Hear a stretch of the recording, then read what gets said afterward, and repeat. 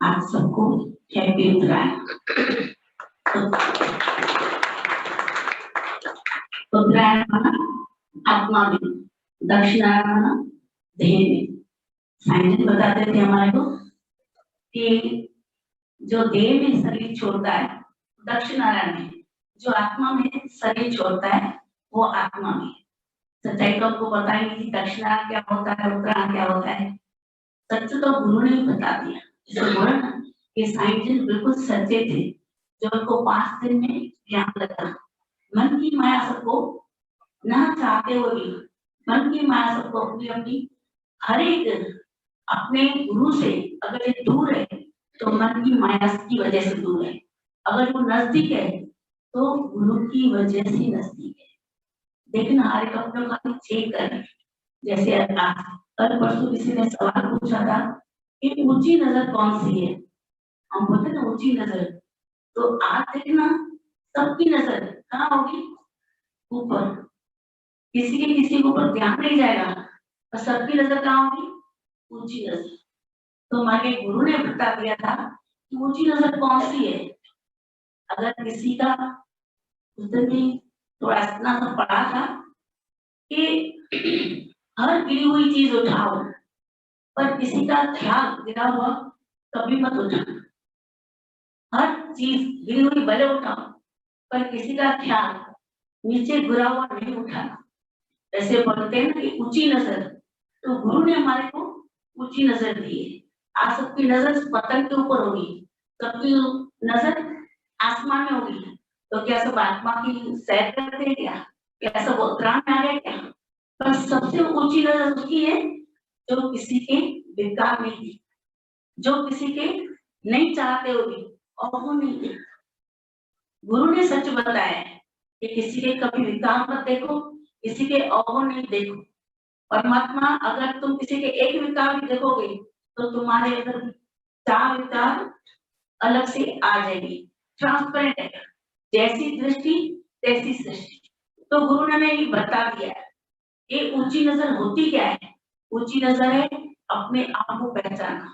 ऊंची नजर है कि अगर जैसे कुकर या कुकरी होती है तो रेती में से क्या खान या नहीं चाहिए अनाज का दाने खा लेती है। ऐसे हमारे भी क्या है, ऊंची नजर सबके कैसे भी ख्याल है, कोई कहाँ से भी बात करता है, पर हमारे को क्या लेना है, उसमें से गोनी उठाना है। जैसे चींटी होती है ना, चींटी, तो चींटी क्या करती है, रेती में से खान निकल देती है।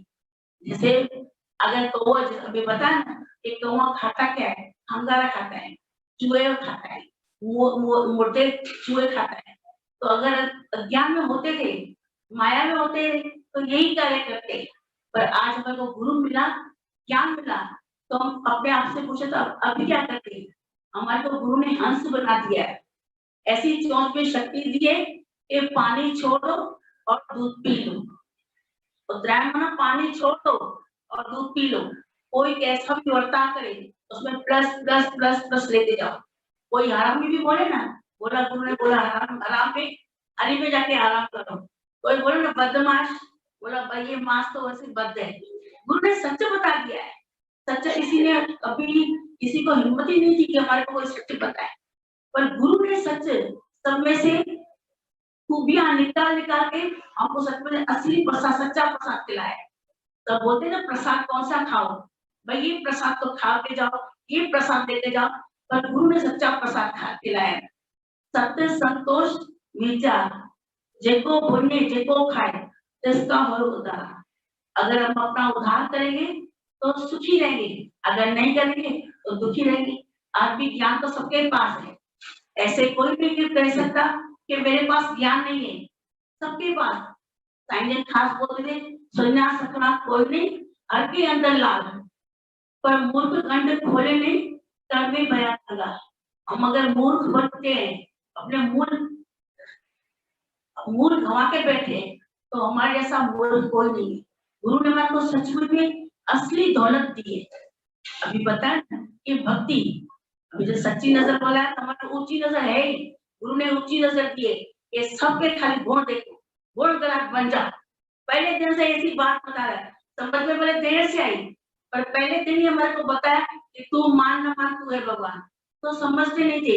अगर ऊंची नजर होगी तो भगवान बनने में देर नहीं है, भगवान बना दिया नहीं जाता, भगवान पहले से ही थे, पर गुरु ने प्रकट कर दिया। गुरु ने इसमें से शक्ति को प्रकट किया है। हमारे अंदर की जो शक्ति थी वो सोई हुई शक्ति थी, उस शक्ति का हम अपने प्रयोग नहीं करते थे, पर गुरु ने यह सच में ये यूज में करा दिया कि तो तुम अपनी शक्ति कैसे यूज करो। वैसे बोलते हैं ना भक्ति, अगर भक्ति आंखों से होती तो लूले लंगड़े नहीं कर सकते, पैरों से होती तो लंगड़े नहीं कर सकते, अगर आंखों से होती तो अंधे नहीं कर सकते, अगर कानों से होती तो बहरे नहीं कर सकते, अगर भक्ति धन से होती तो गरीब नहीं कर सकते, अगर भक्ति बल से होती तो कमजोर नहीं कर सकते। तो ऐसे बोलता है कि भक्ति होती क्या है? भक्ति होती है भाव से, भक्ति होती है भाव से विचार। विचार अगर हमारा ऊंचे है, विचार हमारा अगर शुद्ध है, तो हम उसकी वजह से विचार धारा से और भाव से करके विचार तक पहुंच सकते हैं। और विचार सीधा कहाँ तक आता है? आत्मा में। जो हमारी आत्मा को प्रकट गुरु करता है ना, वो हमारे भाव से प्रकट होती है, भक्ति होती भाव से। कल भी किसी ने बोला कि हम आगे कैसे बढ़े, ये भक्ति तो हम लोग सत्संग में तो आते हैं, ज्ञान भी सुनते हैं, अगर हम लोग पूरी पहचान भी आ गई है, तो अगर आगे बढ़े तो कैसे भक्ति करें? तो सचमुच में जैसे एक गद्दा होता था ना, गद्दा, गद्दे के ऊपर किसी ने तस्वीर रखी, माता जी की तस्वीर रखी, तो सब क्या करते थे? गद्दे के ऊपर क्या चढ़ाते थे? फूल चढ़ाते थे, अगरबत्ती चढ़ाते थे, चढ़ावा चढ़ाते थे, प्रसाद चढ़ाते थे। तो अलमस्त हो गया, गधे ने समझा ये भी मौज है, तो अलमस्ती कर दी। अलमस्ती करके करके जो तस्वीर उसके ऊपर खड़ी बैठी थी वो नीचे टांगे गिर गए। गिर गए तो उसके ऊपर कोई चढ़ावा चढ़ाएगा? उसके ऊपर चढ़ावा चढ़ाएगा? नहीं चढ़ाएगा। और उसके कोई प्रसाद लगाएगा या फूल चढ़ाएगा? तस्वीर गिर गई। तो हम भी समझते हैं कि हम करते हैं, अरे गुरु करवाता है तो करते हैं। ये भी अगर कुछ भी सेवा भी करते हैं, क्या सत्संग भी सुनाते हैं, या भजन भी गाते हैं, तो खाली उसमें अहंकार नहीं आना चाहिए। गधे को भी जब अहंकार आ गया ना, उसकी मस्ती आ गई ना, उसकी चंचलता आ गई ना, तो उसकी भक्ति ग्रास हो गई। तो कोई भी कर्म करो, जैसे बोलो ना करता हुआ, हमारा खाली अहंकार नहीं हो जाए ना, तो वो सहज ही भक्ति हो जाएगी। वो चाहे कोई भी कार्य करो, सत्संग में आए हैं, जैसे साईं जी बताते थे ये सत्संग में आते तो किसी को ऐसा मत बोलो, ये सत्संग बोलो हम पढ़ाई करके जाते हैं, परीक्षा तो घर में होगी, ऐसे तो नहीं होगी। किसी के कैसे कर्म है, किसी के कैसे कर्म है, किसी की कैसी परीक्षा है। वैसे देखा जाए ना तो आजकल तो किसी की परीक्षा है ही नहीं। आजकल तो थोड़े से दुख सहन शक्ति किसी को है ही नहीं, धीरज किसी को है ही नहीं, संतोष किसी को है ही नहीं। वैसे पहले कितनी परीक्षा होती, सत्संग में आने के लिए भी किसी को सचमुच में कितनी तकलीफ होती थी। आजकल तो सहज घर वाले इतने खुश होते हैं, चलो चलो मैं छोड़ के आता हूँ, चलो चलो मैं भी आपके साथ चलता हूँ, चलो चलो मैं भी ये करता हूँ।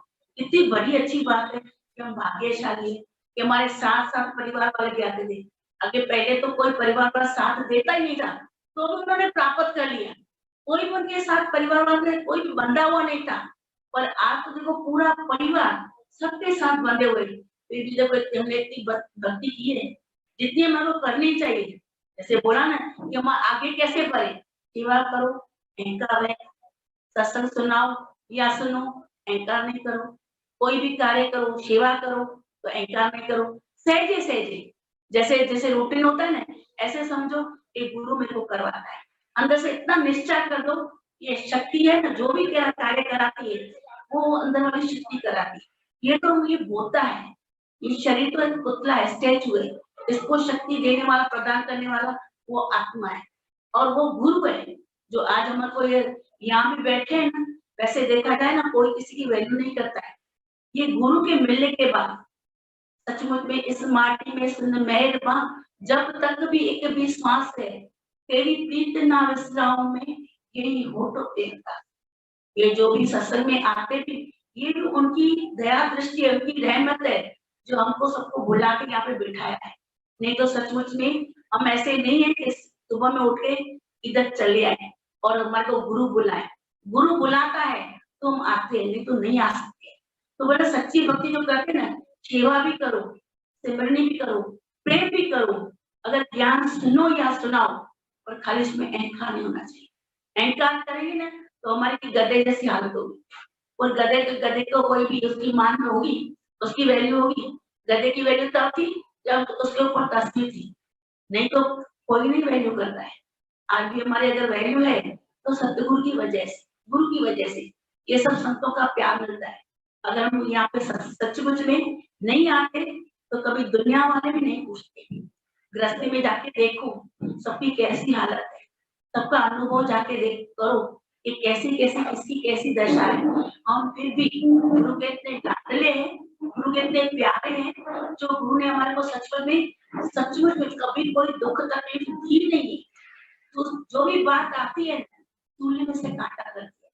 आज भी गुरुओं की रहमत है हमारे ऊपर, सतगुरु साहित्य की इतनी रहमत है कि हमारा शेद बढ़ दिया है।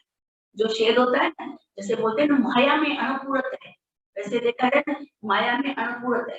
तो एक इतना सा छोटा सा दृष्टांत है, एक पेंटर था, तो किसी भगत ने किसी पेंटर को बोला कि मेरी नाव को कलर कर देना, मेरी नाव को कलर कर देना। तो उसने क्या किया, पेंटर ने अच्छे से उसकी नाव को कलर कर दिया। कलर तो कर दिया, तो कलर कर दिया तो ये जो भगत था वो कहीं बाहर गया था, इसकी वो नाव आ गई।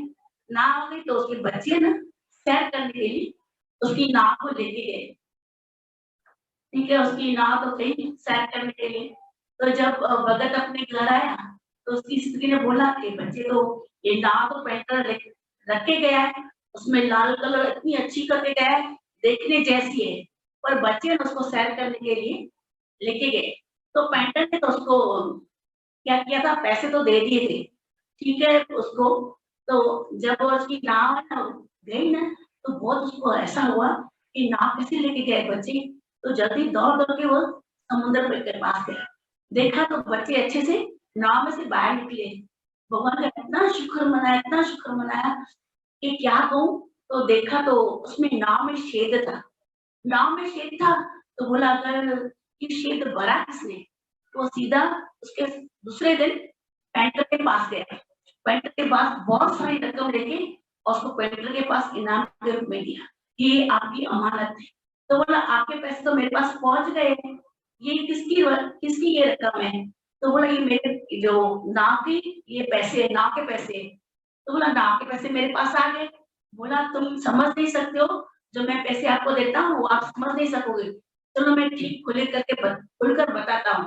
बोला कि मेरे नाव में एक शेर था, मैं आपको बोलना भूल गया था कि शेर भी तुम आप भर देना, शेर भी आप भर देना। अगर शेर मैं तो भूल गया, पर आपने उस शेर को भर दिया तो बच्चे थे ना वो अच्छे से सैर करके आए।